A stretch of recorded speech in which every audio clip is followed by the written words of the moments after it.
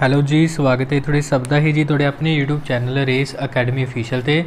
ਸੋ ਦੋਸਤੋ, ਇਸ ਵੀਡੀਓ ਦੇ ਵਿੱਚ ਆਪਾਂ ਦੇਖਾਂਗੇ 17 ਮਈ ਤੱਕ ਦੀਆਂ ਜਿੰਨੀਆਂ ਵੀ ਆਪਣੀਆਂ ਇੰਪੋਰਟੈਂਟ ਕਰੰਟ ਅਫੇਅਰ ਨਿਊਜ਼ ਬਣਨਗੀਆਂ ਸਾਰਿਆਂ ਬਾਰੇ ਗੱਲ ਕਰਾਂਗੇ, ਔਰ ਨਾਲ ਹੀ ਜਿਹੜੀਆਂ ਆਪਣੀ ਕਰੀਮ ਪਹਿਲਾਂ ਵਾਲੀਆਂ ਰਹਿੰਦੀਆਂ ਉਹ ਵੀ ਆਪਾਂ ਇਸ ਕਲਾਸ ਵਿੱਚ ਕਵਰ ਕਰਾਂਗੇ। ਠੀਕ ਹੈ, ਸੋ ਸਾਰੀ ਕਲਾਸ ਨੂੰ ਜ਼ਰੂਰ ਤੁਸੀਂ ਵੀ ਧਿਆਨ ਨਾਲ ਦੇਖਣਾ, ਔਰ ਲਾਸਟ ਤੇ ਜੋ ਤੁਹਾਨੂੰ ਇੱਕ ਕੁਐਸਚਨ ਪੁੱਛਿਆ ਜਾਵੇਗਾ ਉਹਦਾ ਵੀ ਰਾਈਟ ਆਨਸਰ ਤੁਸੀਂ ਕਮੈਂਟ ਬਾਕਸ ਦੇ ਵਿੱਚ ਸਭ ਨੇ ਜ਼ਰੂਰ ਦੱਸਣਾ। बाकी बिना किसी देरी तो अज की क्लास आप शुरू करते हैं। गल करते हैं अज सब तो फस्ट क्वेश्चन बारे। सो देखो जी, जो अपना फस्ट क्वेश्चन अपने कई दिन पहला ही पढ़िया सी भी जो नेपाल के PM सीगे उन्होंने अस्तीफा देना पै गया सीगा क्योंकि पार्लीमेंट में अपनी जी बहुमत है वो साबित नहीं कर पाए सी। गल करांगे अज के क्वेश्चन बारे।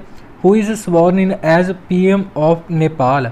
नेपाल के कहते प्रधानमंत्री वजों हुण किसने सौं चुकी हैगी। देखो, अगर आप गल करिए हुण सौं दुबारे जिसने चुकी है वो व्यक्ति भी KP शर्मा ओली ही हैगे ने जिन्हों ने थोड़े दिन पहला रिजाइन किया सी। देखो एक ही गल हैगी, हुण इत्थे जो देखो नेपाल दे विच ओपोजिशन पार्टी सीगी जिहड़ा उन्हां नूं दित्ता निर्धारित समा सीगा, ओपोजिशन पार्टी भी नेपाल दे विच अपनी बहुमत साबित नहीं कर पाई सी। तां करके नेपाल के जो प्रेजिडेंट ने कौन है पहला विद्या देवी भंडारी आ, उन्हों के द्वारा दोबारे नेपाल के प्रधानमंत्री KP शर्मा ओली नूं ही चुन लिया गया। ठीक है ना, तो अपने इत्थे राइट आंसर हो जाएगा KP शर्मा ओली तीजी बार नेपाल के हुण प्रधानमंत्री बने ने, और हुण अगले 30 दिनों तक KP शर्मा ओली नूं नेपाल के कि अपनी संसद में अपनी बहुमत साबित करनी जरूरी होगी। ठीक है ना, अगले 30 दिनों के अंदर अंदर तद तक नवे प्रधानमंत्री KP शर्मा ओली ही हैगे। तो एक बार तुसीं इन्हां नाम जरूर याद रखने, इंपोर्टेंट क्वेश्चन बन सकता है। बाकी गल देखो नेपाल की कर लैंदे आपां। नेपाल की कैपीटल याद रखना सब ने, काठमांडू कैपीटल हैगी। वैसे काठमांडू विच ना सानूं सार्क का हैडकुआटर देखने को मिलेगा, याद रखना। करंसी नेपाल की हैगी है रुपया। बाकी इस तो इलावा देखो उधर ऑप्शन बारे गल करिए, हिमंत बिश्वास शर्मा की मैं गल करा, आसाम स्टेट के नवे CM बने सी उन्हें। रमेश पवार बारे भी अपने रीसेंटली पढ़िया सी, जो अपनी वुमेन क्रिकेट टीम हैगी। ठीक है ना, वो कोच वजों चुनिया गया रमेश पवार नूं। बाकी जोसे जे कटूर की मैं गल करा तो इन्हां नाम अपने आप इंपोर्टेंट है। देखो जो अपना केंद्रीय बैंक है जानी कि RBI के नवे एग्जीक्यूटिव डायरैक्टर वजों इन्हों चुनिया गया। ठीक है, सो इन्हां नाम इंपोर्टेंट है। सो गल करते हैं आप नैक्सट क्वेश्चन बारे। Which is the India's most risky city in the ongoing environmental risk outlook 2021 report. कहते ना एक रिपोर्ट आई है इन्वायरमेंटल रिस्क आउटलुक 2021 रिपोर्ट, ये दसना भी किहड़ा भारत का सब तो जोखिम वाला शहर हैगा। असल दे विच जिहड़ी रिपोर्ट है ना इन्वायरमेंटल रिस्क आउटलुक रिपोर्ट, ये रिपोर्ट होंदी इस तरीके की है भी ये उन्होंने शहरों की गल की जाती हैगी जिन्हां विच सब तो वध रिस्क हैगा रहण वास्ते, चाहे तो कुदरती आपदा पक्षों होवे जां फिर अपने कोई भी मतलब वातावरण पक्षों जां किसी भी तरीके का जोखिम होवे रहण विच। ठीक है ना, तो इस तरीके की इस रिपोर्ट विच ना दुनिया के 100 शहर लए जाते हैं, और ये जी हुण रिपोर्ट आई है इस ना 100 शहरों में कहा गया भी जोड़े 99 शहर ने वो केवल अपने एशिया कॉन्टीनेंट की ही हैगे ने, और जोड़े 99 शहरों के भी मैं गल करा 43 शहर केवल अपने भारत के ने। तो इस क्वेश्चन को ध्यान नाल पढ़ो, ध्यान क्वेश्चन में यही कहा गया भी भारत का सब तो जोखिम वाला शहर किहड़ा, यानी कि सब तो वध भारत में कित्थे जोखिम है तो वह हैगा जी दिल्ली दे विच। ठीक है, तो ये बारे तुसीं याद रखना।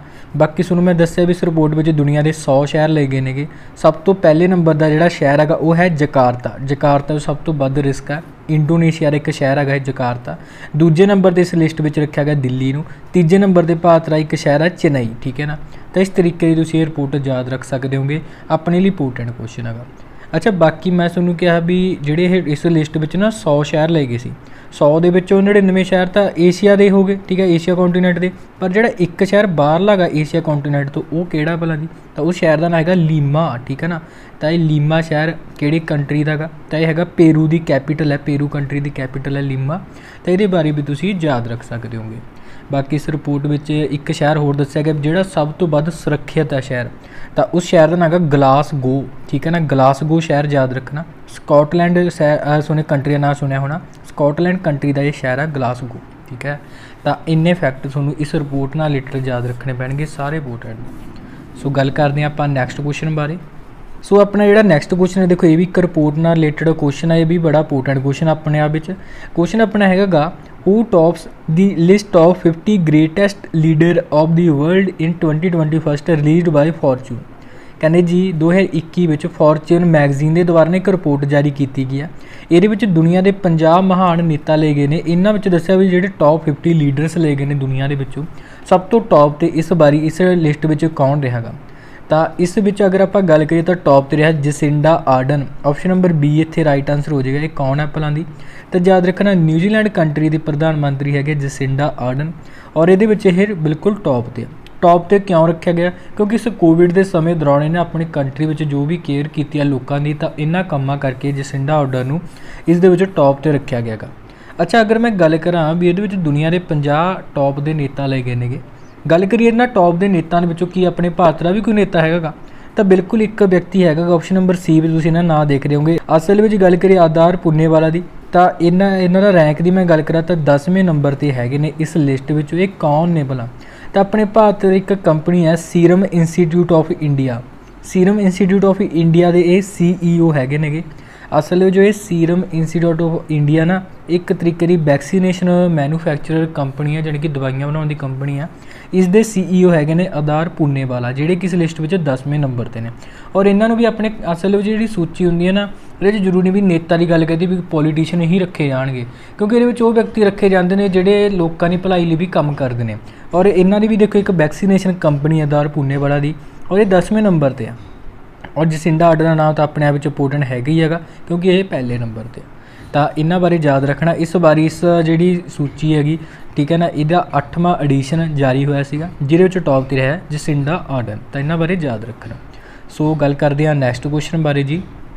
Who has awarded the ਬਿਟਲੀ award 2021? ਕਹਿੰਦੇ ਜੀ ਬਿਟਲੀ ਅਵਾਰਡ 2021 ਹੁਣ ਇਹ ਕਿਸ ਨੂੰ ਦਿੱਤਾ ਗਿਆ? ਇੱਕ ਇੰਪੋਰਟੈਂਟ ਕੁਐਸਚਨ ਹੈ ਜੀ। ਔਰ ਇਸ ਅਵਾਰਡ ਦੀ ਗੱਲ ਕਰੀਏ ਤਾਂ ਅਵਾਰਡ ਵੀ ਬੜਾ ਇੰਪੋਰਟੈਂਟ ਹੈ। ਕਿਉਂ ਇੰਪੋਰਟੈਂਟ ਹੈ? ਕਿਉਂਕਿ ਬਿਟਲੀ ਅਵਾਰਡ ਨੂੰ ਆਪਾਂ ਗ੍ਰੀਨ ਆਸਕਰ ਅਵਾਰਡ ਵੀ ਕਹਿੰਦੇ ਹੈਗੇ।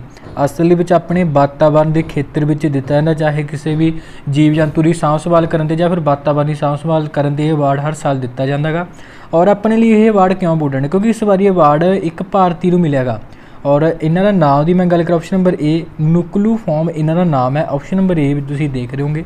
ਮੈਂ ਤੁਹਾਨੂੰ ਕਿਹਾ ਵੀ ਇਹ ਭਾਰਤੀ ਨੇ, ਤਾਂ ਭਾਰਤ ਦੇ ਕਿਹੜੇ ਰਾਜ ਤੋਂ ਨੇ? ਇਹ ਨਾਗਾਲੈਂਡ ਆਪਣੇ ਸਟੇਟ ਤੋਂ ਹੀ ਬਿਲੋਂਗ ਕਰਦੇ ਨੇਗੇ। ਔਰ ਇਹ ਪਹਿਲੇ ਭਾਰਤੀ ਬਣੇ ਨੇ ਜਿਨ੍ਹਾਂ ਨੂੰ ਇਹ ਅਵਾਰਡ ਮਿਲਿਆ। ਔਰ ਇਸ ਅਵਾਰਡ ਨੂੰ ਗ੍ਰੀਨ ਆਸਕਰ ਅਵਾਰਡ ਵੀ ਕਿਹਾ ਜਾਂਦਾ ਗਾ। ਦੇਖੋ ਮੈਂ ਤੁਹਾਨੂੰ ਕਿਹਾ ਵੀ ਵਾਤਾਵਰਨ ਦੇ ਖੇਤਰ ਵਿੱਚ ਦਿੱਤਾ ਜਾਂਦਾ ਅਵਾਰਡ। ਤਾਂ ਗੱਲ ਕਰੀਏ ਨੁਕਲੂ ਫੋਮ ਦੀ, ਇਹਨਾਂ ਨੇ ਅਜਿਹਾ ਕੰਮ ਕੀ ਕੀਤਾ ਗਾ? ਤਾਂ ਦੇਖੋ ਇੱਕ ਨਾ ਪੰਛੀ ਹੈਗੀ, ਔਰ ਜਿਸ ਨੂੰ ਕਹਿੰਦਾ ਅਮੂਰ ਫਾਲਕਨ ਹੈ ਬੇਸਿਕਲੀ ਇਸ ਪੰਛੀ ਦੀ ਪ੍ਰਜਾਤੀ ਦਾ ਨਾਮ। ਔਰ ਇਸ ਅਮੂਰ ਫਾਲਕਨ ਦੀ ਪੰਛੀ ਦੀ ਸਾਂਭ ਸੰਭਾਲ ਕਰਕੇ, ਇਹਦੀ ਪੰਛੀ ਦੀ ਸਾਂਭ ਸੰਭਾਲ ਲਈ ਗਈ ਆ, ਇਹਨਾਂ ਦੇ ਰੱਖ ਰਖਾਵ ਲਈ, ਇਹਨਾਂ ਦੇ ਧਿਆਨ ਰੱਖਣ ਵਾਸਤੇ ਇਹਨਾਂ ਨੂੰ ਇਹ ਬਿਟਲੀ ਅਵਾਰਡ ਦਿੱਤਾ ਗਿਆ ਗਾ। ਔਰ ਇਹਦੇ ਬਾਰੇ ਤੁਸੀਂ ਜ਼ਰੂਰ ਯਾਦ ਰੱਖਣਾ, ਇਹ ਇੰਪੋਰਟੈਂਟ ਕੁਐਸਚਨ ਹੈਗਾ। ਜਿਹੜਾ ਇਹ ਅਮੂਰ ਫਾਲਕਨ ਪੰਛੀ ਹੈਗਾ, ਇੱਕ ਤਰੀਕੇ ਦਾ ਤੁਸੀਂ ਪ੍ਰਵਾਸੀ ਪੰਛੀ ਵੀ ਇਹਨੂੰ ਕਹਿ ਸਕਦੇ ਹੋਗੇ। ਔਰ ਵੈਸੇ ਤੁਹਾਨੂੰ ਮੈਂ ਇੱਕ ਕੁਐਸਚਨ ਹੋਰ ਦੱਸ ਸਕਦਾ ਗਾ, ਜਿਹੜਾ ਅਮੂਰ ਫਾਲਕਨ ਪੰਛੀ ਮੈਂ ਤੁਹਾਨੂੰ ਦੱਸਿਆ ਗਾ, ਅਗਰ ਕਦੇ GK ਵਿੱਚ ਕੁਐਸਚਨ ਆ ਜੇ ਵੀ ਅਮੂਰ ਫਾਲਕਨ ਸਿਟੀ ਆਫ ਵਰਲਡ ਕਿਸ ਨੂੰ ਕਿਹਾ ਜਾਂਦਾ ਗਾ, ਤਾਂ ਆਪਣੇ ਭਾਰਤ ਦੇ ਸਟੇਟ ਨਾਗਾਲੈਂਡ ਨੂੰ ਹੀ ਕਿਹਾ ਜਾਂਦਾ, ਜਿੱਥੋਂ ਦੇ ਵਿਅਕਤੀ ਹੈਗੇ ਨੇਗੇ, ਠੀਕ ਹੈ ਨਾ। ਤਾਂ ਇਹਦੇ ਬਾਰੇ ਯਾਦ ਰੱਖਣਾ। ਬਾਕੀ ਨੁਕਲੂ ਫੋਮ ਨੂੰ ਇੱਕ ਹੋਰ ਨਾਂ ਨਾਲ ਵੀ ਜਾਣਿਆ ਜਾਂਦਾ, ਜਿਹੜੇ ਵਿਅਕਤੀ ਨੇ ਇਹਨਾਂ ਨੂੰ ਅਮੂਰ ਫਾਲਕਨ ਮੈਨ ਆਫ ਨਾਗਾਲੈਂਡ ਕਿਹਾ ਜਾਂਦਾ, ਨਾਗਾਲੈਂਡ ਦੇ ਵਿੱਚ, ਠੀਕ ਹੈ ਨਾ। ਸੋ ਇਹਨਾਂ ਬਾਰੇ ਵੀ ਯਾਦ ਰੱਖਣਾ। ਆਪਣੇ ਲਈ GK ਵਾਸਤੇ ਵੀ ਇਹ ਕੁਐਸਚਨ ਇੱਕ ਦੋ ਤਿਆਰ ਹੋ ਰਹੇ ਨੇਗੇ। ਅਤੇ ਇਹ ਆਪਣੇ ਆਪ ਵਿੱਚ ਇੰਪੋਰਟੈਂਟ ਨਾਮ ਹੈਗਾ। ਔਰ ਜਿਹੜਾ ਇਹ ਅਵਾਰਡ ਹੈ ਦਿੱਤਾ ਜਾਂਦਾ ਗਾ ਦੀ ਬਿਟਲੀ ਫੰਡ ਫॉर ਨੇਚਰ ਦੇ ਵੱਲੋਂ, ਠੀਕ ਹੈ ਨਾ। ਤਾਂ ਇਹਦੇ ਬਾਰੇ ਵੀ ਤੁਸੀਂ ਯਾਦ ਰੱਖ ਸਕਦੇ ਹੋ।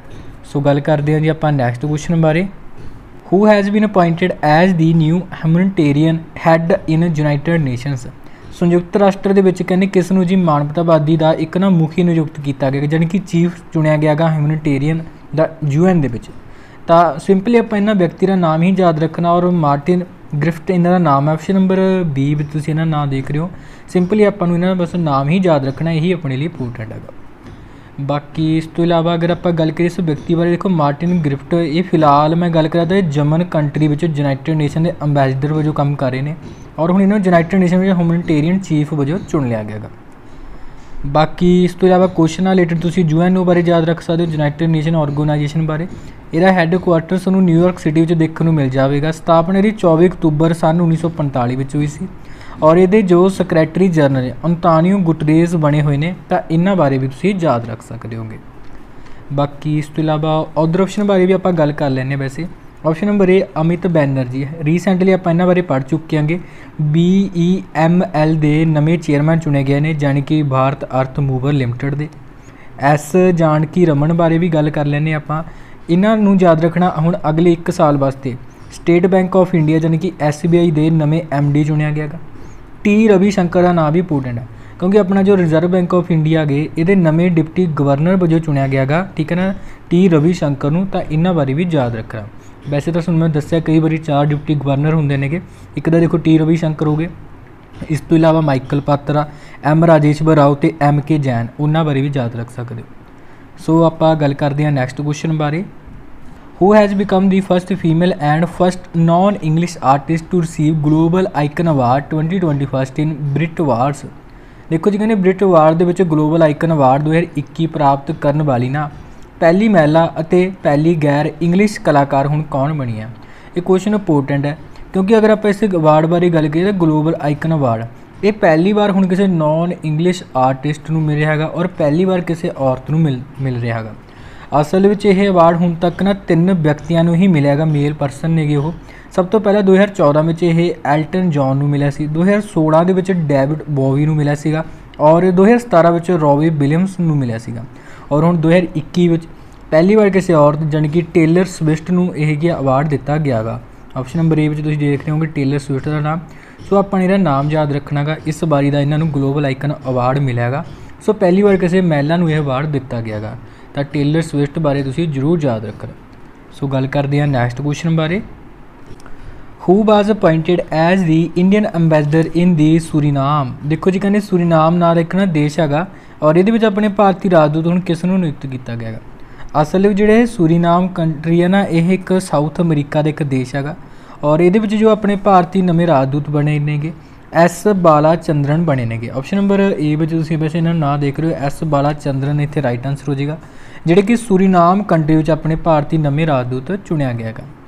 बाकी इस सूरीनाम कंट्री की गल करा तो कैपीटल की गल करा तो पैरामैरिगो इत्थों की कैपीटल हैगी। करंसी इत्थे तुहानूं पता डॉलर ही चलती है भी। बाकी इस तो इलावा देखो अदर ऑप्शन बारे गल करा अरुण कुमार सिंह BPCL के नवे CMD बने ने।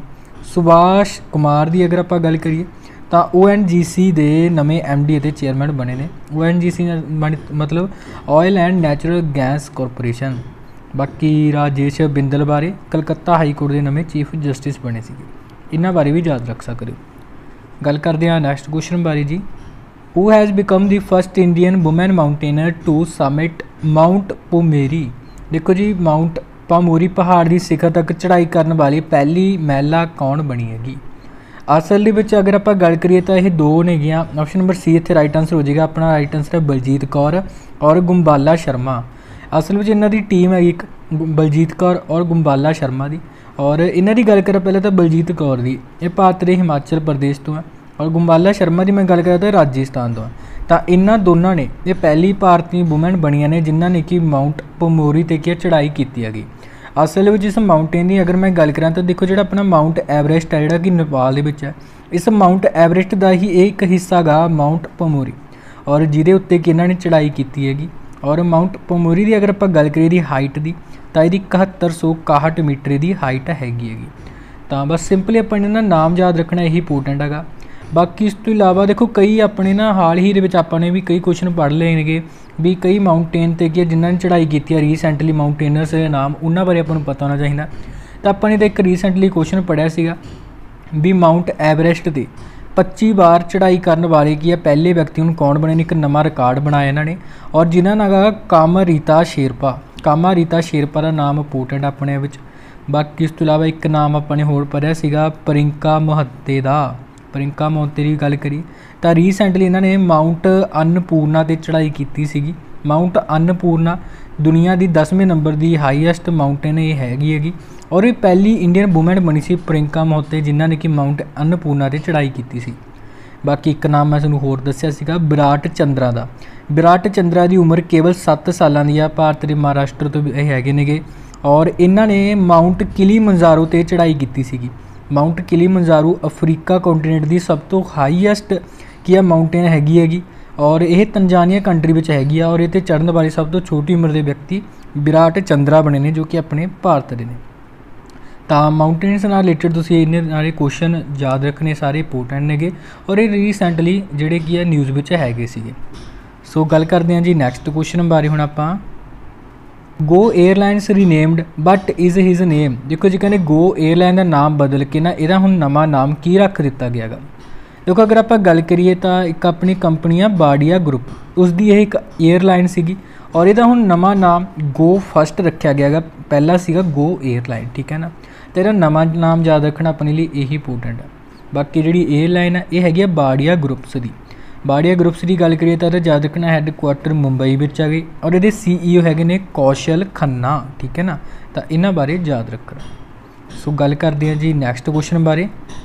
Recently RBI has cancel the license of which cooperative bank. देखो कहते जी हाल ही दे विच RBI ने किस सहकारी बैंक का जो लाइसेंस है उन्होंने रद्द कर दिता गा। तो याद रखना जी RBI दे वल्लों हुण यूनाइटेड कोऑपरेटिव बैंक का जो लाइसेंस है उसनूं रद्द कर दिता। वैस्ट बंगाल के बगनान दे विच बैंक हैगा सी और ये वल्लों की हैगा हुण गाहकां वास्ते अपने वास्ते खतरा बन सकदा सी, क्योंकि ये कोले अपने गाहकां नूं देण वास्ते प्राप्त जिन्ना पैसा हुंदा वो इहदे कोल नहीं हैगा सीगा। सो तां करके RBI ने हुण इहदे हालातां नूं देखदे होए इहदा लाइसेंस है रद्द कर दिता। वैसे RBI समय समय दे कि जिहड़े बैंकां कोले अपने गाहकां नूं देण वास्ते पैसा नहीं हुंदा और गाहकां वास्ते जो खतरा बन सकदे बैंक उन्हां दे कि लाइसेंस रद्द कर दिते जांदे ने। ये आम गल ही हैगी एक। सो मैं रीसेंट के कुछ बैंक दस देना जिन्हों के की लाइसेंस रद्द किए ने RBI ने। ऑप्शन नंबर ए तुसीं देख रहे होंगे भोगे देहा फ्रेंड्स अर्बन कोऑपरेटिव बैंक हैगा। ये महाराष्ट्र का एक बैंक सी और पिछले महीने ही इसका लाइसेंस रद्द होयागा। कराड़ जनता सहकारी बैंक का भी लाइसेंस रद्द होया रीसेंटली और बंस दादा नागेरी सहकारी बैंक ऑप्शन नंबर डी इसका लाइसेंस भी रद्द कर दिता हुण RBI ने। इस तो इलावा एक दो बैंक होर सी, एक सीगा शिवम सहकारी बैंक, ਇਹਦਾ भी लाइसेंस रद्द होया और एक सी सुभद्रा लोकल एरिया बैंक, तो ਇਹਦਾ भी लाइसेंस रद्द किया गया गा। तो देखो इन्ने सारे बैंक्स के नाम याद रखने और इन्हें तो रीसेंटली जो लाइसेंस ने रद्द किए गए हैं। तो ये अपने लिए एक इंपोर्टेंट क्वेश्चन बन सकता गा। बाकी गल देखो RBI बारे आप फैक्ट देख लैने जो अपने लिए इंपोर्टेंट बन सकते हैं। सब तो पहले याद रखना इसकी स्थापना 1 अप्रैल 1935 में इसकी स्थापना हुई सी। हैडकुआटर सूँ मुंबई शहर में देखने को मिलेगा। गवर्नर की मैं गल करा तो शक्तिकांत दास बने हुए हैं।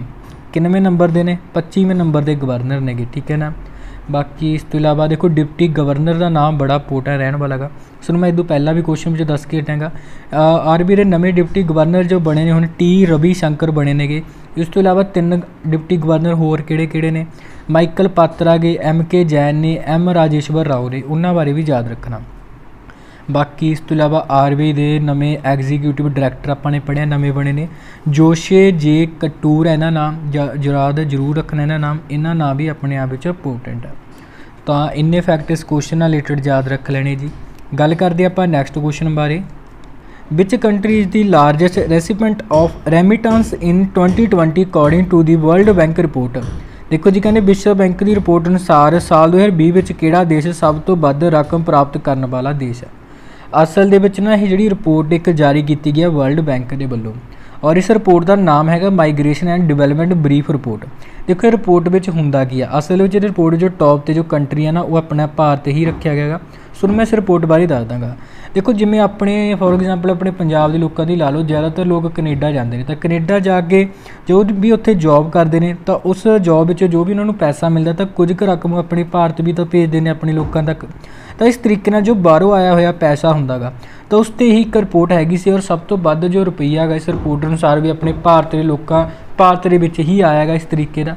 तो इस तरीके की रिपोर्ट सी जी वर्ल्ड बैंक ने जारी की सी। वर्ल्ड बैंक ने कहा भी साल 2020 में 83 बिलियन डॉलर तो वध रुपये भारत में आए ने। और दूजे नंबर पर इस रिपोर्ट में चाइना रखा गया, थर्ड नंबर पर है इस मैक्सीको देश, ठीक है ना। तो इस रिपोर्ट बारे याद रख लेना जी, इंपोर्टेंट रिपोर्ट हैगी और जी हर साल जारी की जाती है वर्ल्ड बैंक वालों। बाकी इस वर्ल्ड बैंक ने कहा भी अपने भारत में सब तो वध रुपया जोड़ा वो USA यानी कि अमरीका वालों आया गा और किन्ना का 68 बिलियन डॉलर, ठीक है। और दूजे नंबर पर अपने को आया UAE कंट्री वालों और थर्ड नंबर पर सऊदी अरब वालों, ठीक है ना। तो ये बारे भी तुसीं याद रख लेना, इंपोर्टेंट क्वेश्चन है। बाकी देखो गल वर्ल्ड बैंक बारे भी आप कर लेने कुछ क फैक्ट। वर्ल्ड बैंक बारे याद रखना जी, इसकी स्थापना हुई सन 1944 में। हैडकुआटर सूँ वाशिंगटन DC में देखने को मिल जाएगा। और गल करिए प्रेजिडेंट की डेविड मालपास बने हुए हैं, ये भी याद रखना। सो इस तो बाद गल करते देखो अज का जो थोड़े लिए प्रश्न है, अगर ये क्लास वधिया लगी तो इनू लाइक एंड शेयर जरूर कर देना जी। तो थोड़े लिए प्रश्न है जी, who has been made the coach of the Indian women cricket team. ਕਹਿੰਦੇ ਕਿਸ ਨੂੰ ਭਾਰਤੀ ਮਹਿਲਾ ਟੀਮ ਦਾ ਨਾ ਕੋਚ ਬਣਾਇਆ ਗਿਆ, ਤਾਂ ਕਿਸ ਨੂੰ ਬਣਾਇਆ ਗਿਆ ਉਹਨਾਂ ਬਾਰੇ ਵੀ ਲਿਖ ਦੇਣਾ। ਬਾਕੀ ਜੋ ਆਪਣੇ ਭਾਰਤ ਵਿੱਚ ਕ੍ਰਿਕਟ ਨੂੰ ਕੰਟਰੋਲ ਕਰਦੀ ਹੈਗੀ ਜੋ ਏਜੰਸੀ BCCI, ਇਹਦੇ ਬਾਰੇ ਵੀ ਜਿੰਨੇ ਕੁ ਫੈਕਟ ਪਤਾ ਹੋਣ ਤਾਂ ਜ਼ਰੂਰ ਲਿਖ ਸਕਦੇ ਹੋ ਤੁਸੀਂ। ਸੋ ਓਕੇ ਜੀ, ਧੰਨਵਾਦ, ਟੇਕ ਕੇਅਰ।